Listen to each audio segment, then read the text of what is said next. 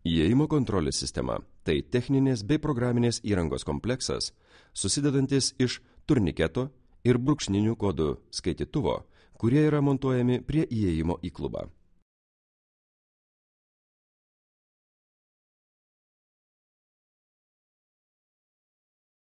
Turniketo dizainas ir funkcinės modifikacijos yra pritaikomos atsižvelgiant į teikiamos paslaugos specifiką, kliento poreikius ir patalpos interjerą.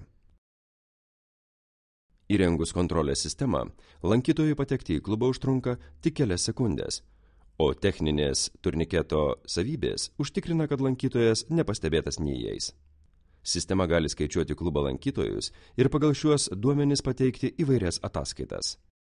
Bilietai į klubo renginius yra parduodami naudojantis AirKeeper sistema, tad įsigytą bilietą klientas gali panaudoti ir kaip lojalumo kortelę ar pageidaujamos prekės įsigijimui.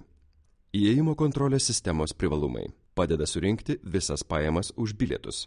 Sistemos dėka įėjimas į patalpą tampa visiškai automatizuotas, todėl sumažėja išlaidos darbuotojų išlaikymui. Sistema gali būti sujungta su lojalumo sistema, todėl tas pats bilietas gali būti naudojamas kaip nuolaidų kortelė arba kaip kuponas prekiams ar paslaugoms įsigyti.